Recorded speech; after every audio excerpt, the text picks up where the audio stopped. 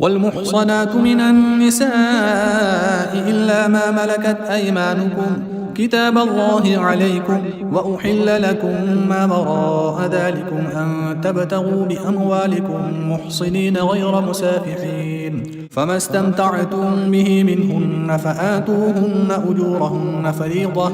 ولا جناح عليكم فيما تراضيتم به من بعد الفريضة، إن الله كان عليما حكيما. ومن لم يستطع منكم طولا أن ينكح المحصنات المؤمنات فمما ملكت أيمانكم من فتياتكم المؤمنات، والله أعلم بإيمانكم بعضكم من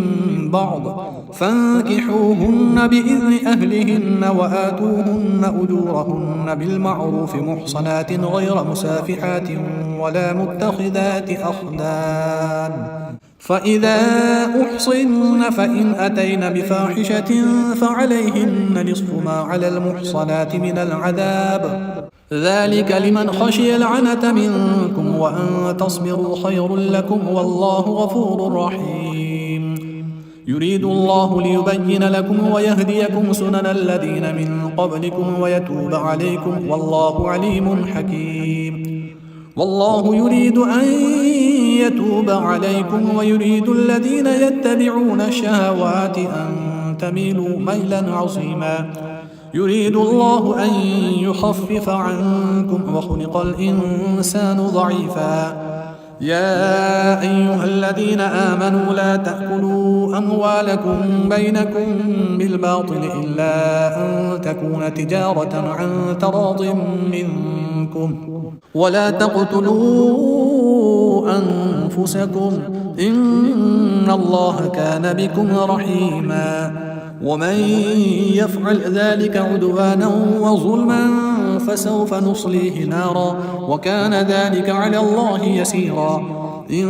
تجتنبوا كبائر ما تنهون عنه نكفر عنكم سيئاتكم وندخلكم مدخلا كريما.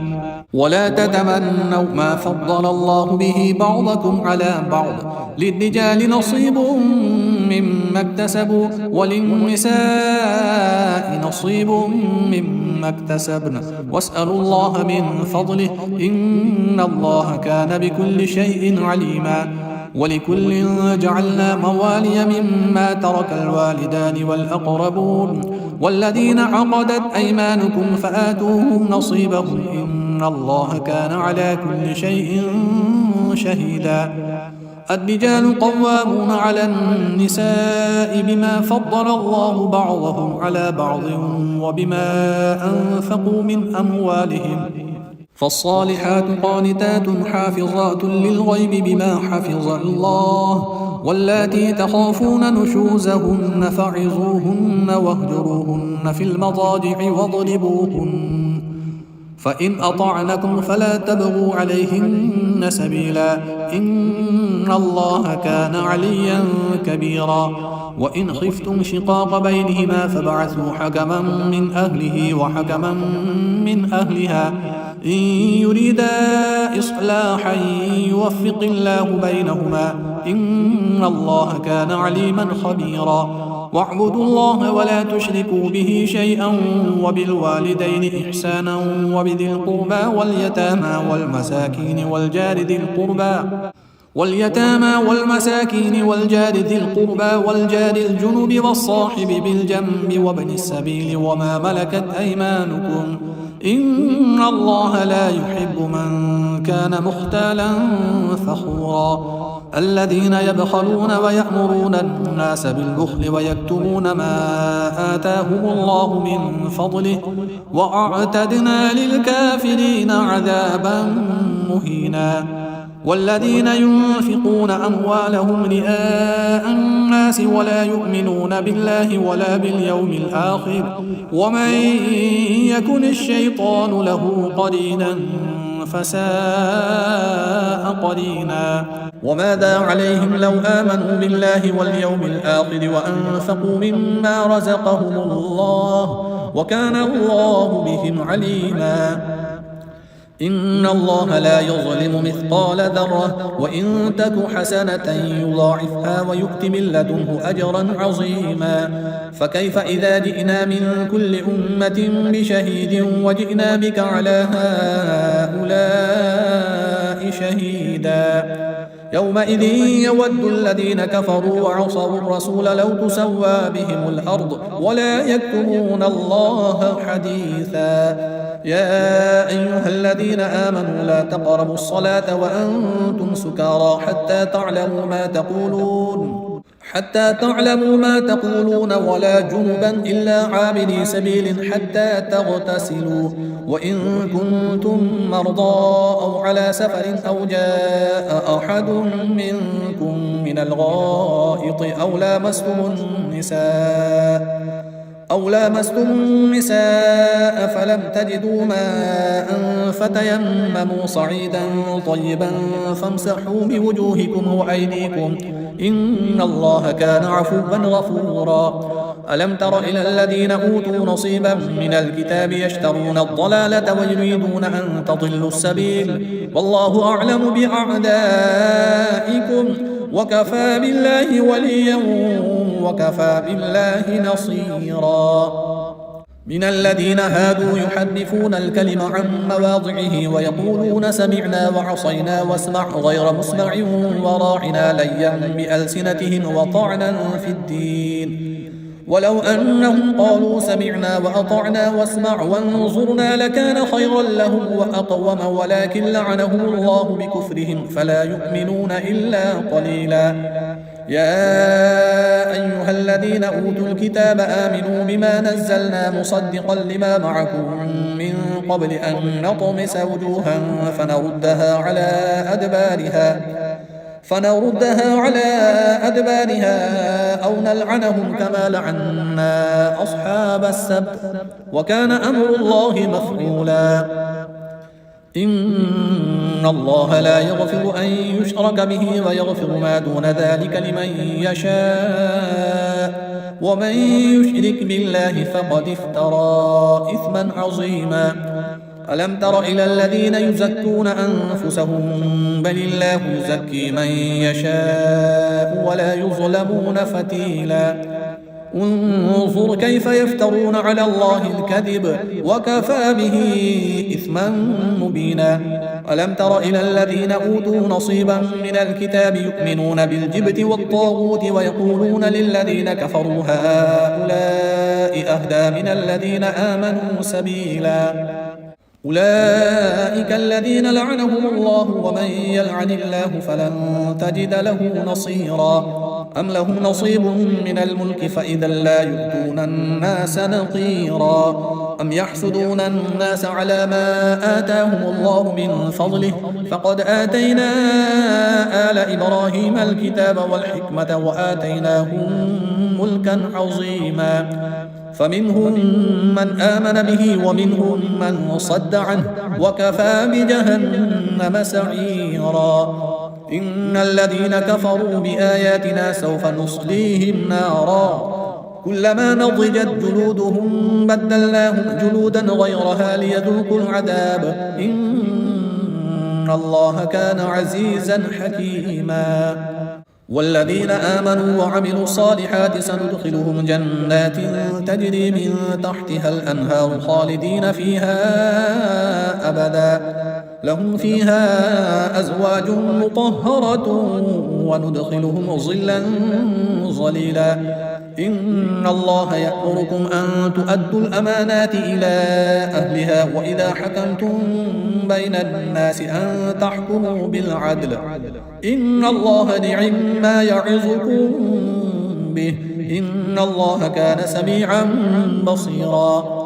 يا أيها الذين آمنوا أطيعوا الله وأطيعوا الرسول وأولي الأمر منكم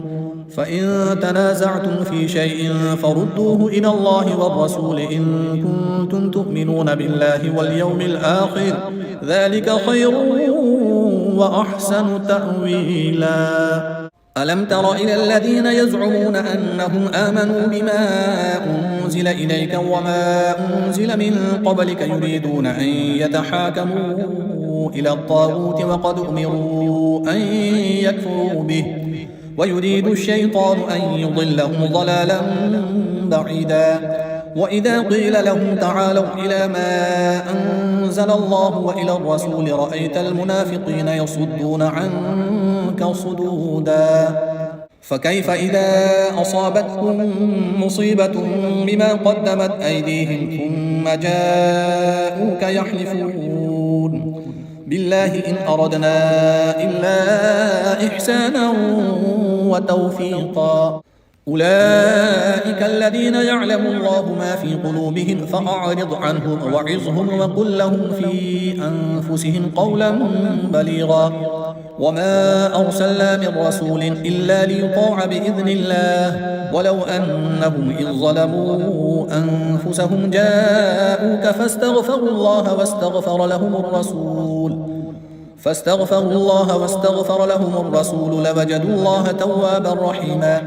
فلا وربك لا يؤمنون حتى يحكموك فيما شجر بينهم ثم لا يجدوا في أنفسهم حرجا مما قضيت ويسلموا تسليما ولو أنا كتبنا عليهم أن اقتلوا أنفسكم أم اخرجوا من دياركم ما فعلوه إلا قليل منهم ولو أنهم فعلوا ما يوعظون به لكان خيرا لهم وأشد تثبيتا وإذا لآتيناهم من لدنا أجرا عظيما ولهديناهم صراطا مستقيما ومن يطع الله والرسول فأولئك مع الذين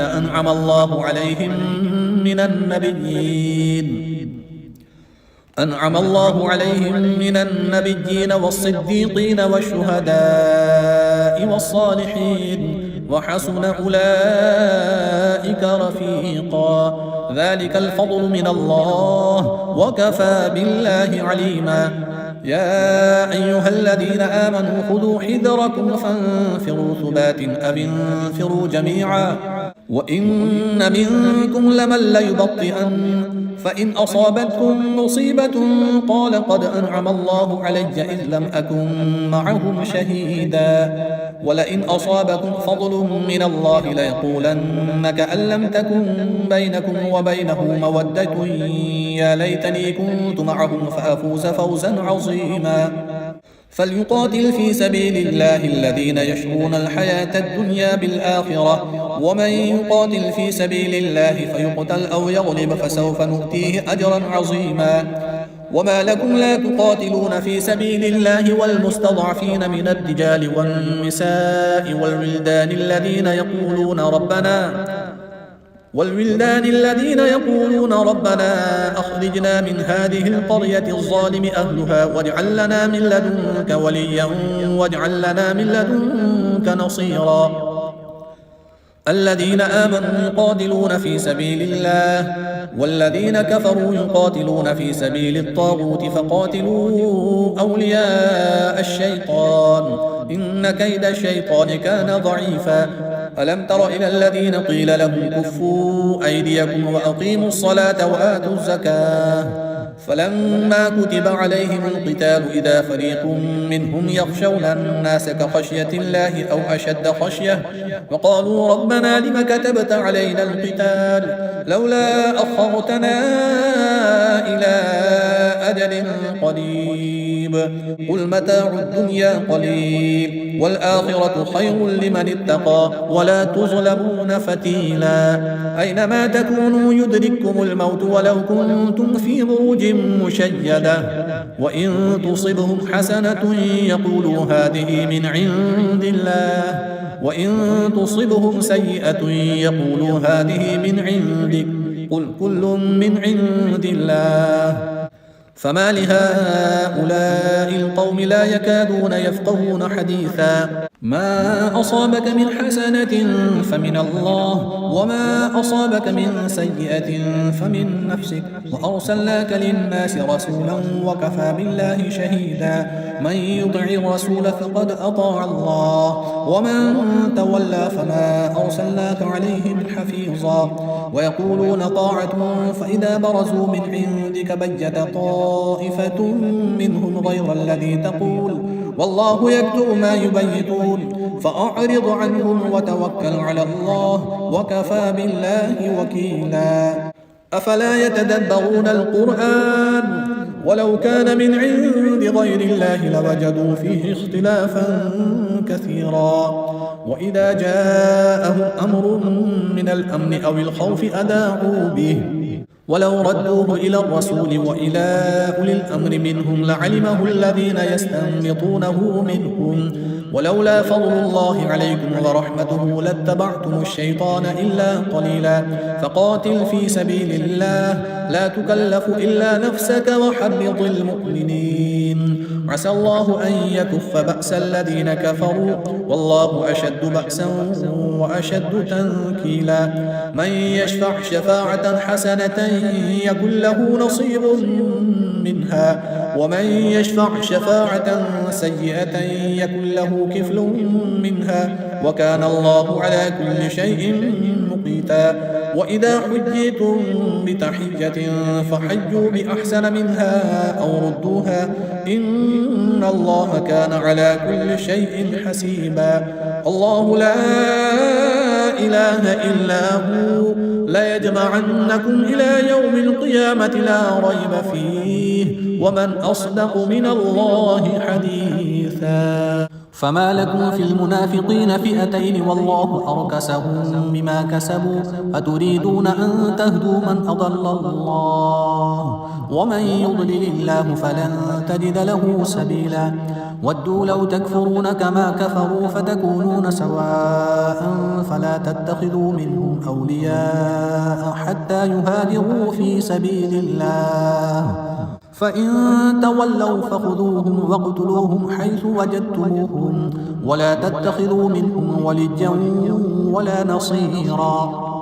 إلا الذين يصلون إلى قوم بينكم وبينهم ميثاق أو جاءوكم حصرت صدورهم أن يقاتلوكم أو يقاتلوا قومهم ولو شاء الله لسلطهم عليكم فلقاتلوكم فإن اعتزلوكم فلم يقاتلوكم وألقوا إليكم السلم فما جعل الله لكم عليهم سبيلا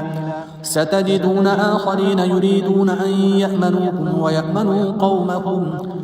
كلما ردوا إلى الفتنة أركسوا فيها فإن لم يعتزلوكم ويلقوا إليكم السلم ويكفوا أيديهم فخذوهم واقتلوهم حيث ثقفتموهم وأولئكم جعلنا لكم عليهم سلطانا مبينا وما كان لمؤمن أن يقتل مؤمنا إلا خطأ ومن قتل مؤمنا خطأ فتحرير رقبة مؤمنة ودية مسلمة إلى أهله إلا أن يصدقوا فإن كان من قوم عدو لكم وهو مؤمن فتحرير رقبة مؤمنة وإن كان من قوم بينكم وبينهم ميثاق فدية مسلمة إلى أهله وتحرير رقبة مؤمنة فمن لم يجد فصيام شهرين متتابعين توبة من الله وكان الله عليما حكيما ومن يقتل مؤمنا متعمدا فجزاؤه جهنم خالدا فيها وغضب الله عليه ولعنه وأعد له عذابا عظيما يا أيها الذين آمنوا إذا ضربتم في سبيل الله فتبينوا ولا تقولوا لمن ألقى إليكم السلام لست مؤمنا تبتغون عرض الحياة الدنيا فعند الله مغانم كثيرة كذلك كنتم من قبل فمن الله عليكم فتبينوا إن الله كان بما تعملون خبيرا لا يستوي القاعدون من المؤمنين غير أولي الضرر والمجاهدون في سبيل الله بأموالهم وأنفسهم فضل الله المجاهدين بأموالهم وأنفسهم على القاعدين درجة وكلا وعد الله الحسنى وفضل الله المجاهدين على القاعدين أجرا عظيما درجات منه ومغفرة ورحمة وكان الله غفورا رحيما إن الذين توفاهم الملائكة ظالمي أنفسهم قالوا فيم كنتم قالوا كنا مستضعفين في الأرض قالوا ألم تكن أرض الله واسعة فتهاجروا فيها فأولئك مأواهم جهنم وساءت مصيرا إلا المستضعفين من الرجال والنساء والولدان لا يستطيعون حيلة ولا يهتدون سبيلا فأولئك عسى الله أن يعفو عنهم وكان الله عفوا غفورا ومن يهاجر في سبيل الله يجد في الأرض مراغما كثيرا وسعة ومن يخرج من بيته مهاجرا إلى الله ورسوله ثم يدركه الموت فقد وقع أجره على الله وكان الله غفورا رحيما وإذا ضربتم في الأرض فليس عليكم جناح أن تقصروا من الصلاة إن خفتم أن يفتنكم الذين كفروا إن الكافرين كانوا لكم عدوا مبينا وإذا كنت فيهم فأقمت لهم الصلاة فلتقم طائفة منهم معك وليأخذوا أسلحتهم فإذا سجدوا فليكونوا من ورائكم ولتأت طائفة أخرى لم يصلوا فليصلوا معك وليأخذوا حذرهم وأسلحتهم ود الذين كفروا لو تغفلون عن أسلحتكم وأمتعتكم فيميلون عليكم ميلة واحدة ولا جناح عليكم إن كان بكم أذى من مطر أو كنتم مرضى أن تضعوا أسلحتكم وخذوا حذركم إن الله أعد للكافرين عذابا مهينا فإذا قضيتم الصلاة فاذكروا الله قياما وقعودا وعلى جنوبكم فإذا اطمأننتم فأقيموا الصلاة إن الصلاة كانت على المؤمنين كتابا موقوتا ولا تهنوا في ابتغاء القوم إن تكونوا تألمون فإنهم يألمون كما تألمون وترجون من الله ما لا يرجون وكان الله عليما حكيما إنا أنزلنا إليك الكتاب بالحق لتحكم بين الناس بما أراك الله ولا تكن للخائنين خصيما واستغفر الله إن الله كان غفورا رحيما ولا تجادل عن الذين يختانون أنفسهم إن الله لا يحب من كان خوانا أثيما يستخفون من الناس ولا يستخفون من الله وهو معهم إذ يبيتون ما لا يرضى من القول وكان الله بما يعملون محيطا ها أنتم هؤلاء جادلتم عنهم في الحياة الدنيا فمن يجادل الله عنهم يوم القيامة أم من يكون عليهم وكيلا ومن يعمل سوءا أو يظلم نفسه ثم يستغفر الله يجد الله غفورا رحيما ومن يكسب إثما فإنما يكسبه على نفسه وكان الله عليما حكيما ومن يكسب خطيئة أو إثما ثم يرم به بريئا فقد احتمل بهتانا وإثما مبينا ولولا فضل الله عليك ورحمته لهم طائفة منهم أن يضلوك وما يضلون إلا أنفسهم وما يضرونك من شيء وأنزل الله عليك الكتاب والحكمة وعلمك ما لم تكن تعلم وكان فضل الله عليك عظيما لا خير في كثير من نجواهم إلا من أمر بصدقة أو معروف أو إصلاح بين الناس ومن يفعل ذلك ابتغاء مرضات الله فسوف نؤتيه أجرا عظيما ومن يشاقق الرسول من بعد ما تبين له الهدى ويتبع غير سبيل المؤمنين نوله ما تولى ونصله جهنم وساءت مصيرا إن الله لا يغفر أن يشرك به ويغفر ما دون ذلك لمن يشاء ومن يشرك بالله فقد ضل ضلالا بعيدا إن يدعون من دونه إلا إناثا وإن يدعون إلا شيطانا مريدا لعنه الله وقال لأتخذن من عبادك نصيبا مفروضا ولأضلنهم ولأمنينهم ولآمرنهم فليبتكن آذان الأنعام ولآمرنهم فليغيرن خلق الله ومن يتخذ الشيطان وليا من دون الله فقد خسر خسرانا مبينا يعدهم ويمنيهم وما يعدهم الشيطان إلا غرورا أولئك مأواهم جهنم ولا يجدون عنها محيصا والذين آمنوا وعملوا الصالحات سندخلهم جنات تجري من تحتها الأنهار خالدين فيها أبدا وعد الله حقا ومن أصدق من الله قيلا ليس بأمانيكم ولا أماني أهل الكتاب من يعمل سوءا يجز به ولا يجد له من دون الله وليا ولا نصيرا ومن يعمل من الصالحات من ذكر أو أنثى وهو مؤمن فأولئك يدخلون الجنة ولا يظلمون نقيرا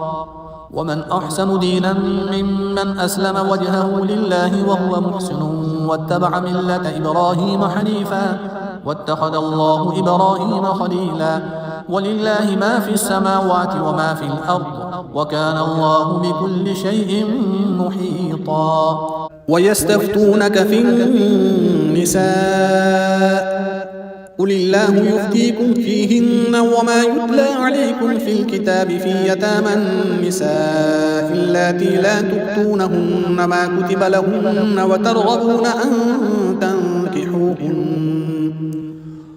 وترغبون أن تنكحوهن والمستضعفين من الولدان وأن تقوموا لليتامى بالقسط وما تفعلوا من خير فإن الله كان به عليما وإن امرأة خافت من بعدها نشوزا أو إعراضا فلا جناح عليهما أن يصلحا بينهما صلحا والصلح خير وأحضرت الأنفس الشح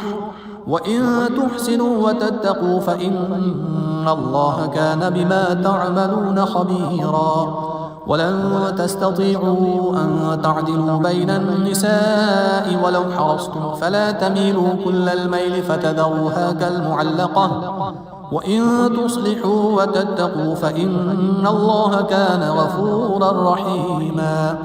وإن يتفرقا يغني الله كلا من سعته وكان الله واسعا حكيما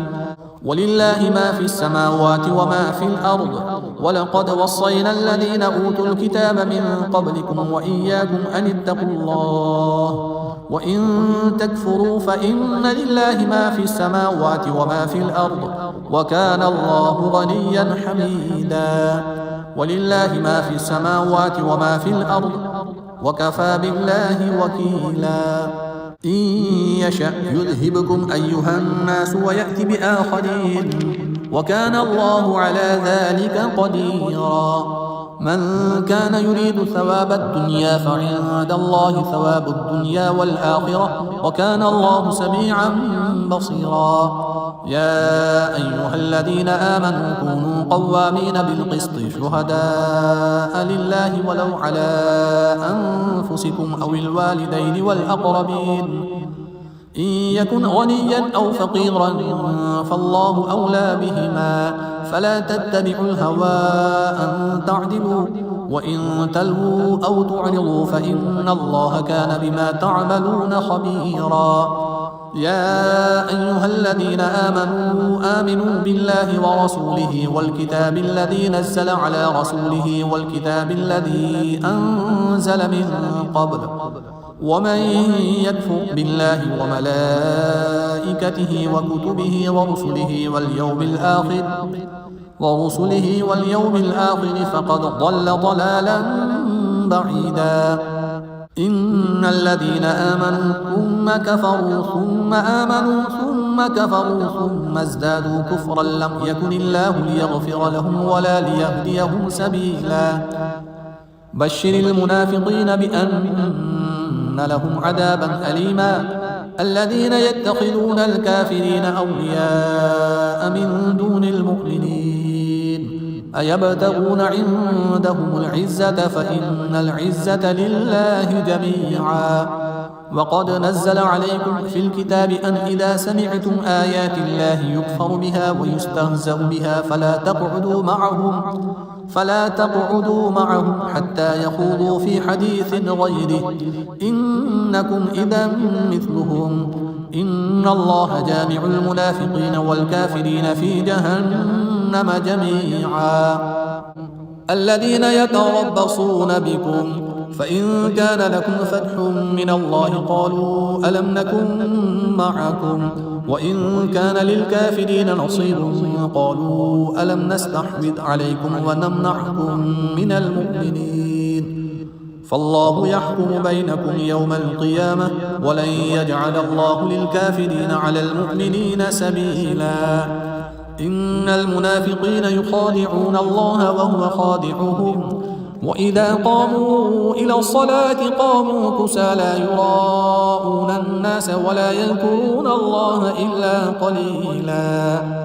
مذبذبين بين ذلك لا إله هؤلاء ولا إله هؤلاء ومن يضلل الله فلن تجد له سبيلا. يا أيها الذين آمنوا لا تتخذوا الكافرين أولياء من دون المؤمنين أتريدون أن تجعلوا لله عليكم سلطانا مبينا. إن المنافقين في الدرك الأسفل من النار ولن تجد لهم نصيرا. إلا الذين تابوا وأصلحوا واعتصموا بالله وأخلصوا دينهم لله فأولئك مع المؤمنين وسوف يؤتي الله المؤمنين أجرا عظيما. ما يفعل الله بعذابكم إن شكرتم وآمنتم وكان الله شاكرا عليما.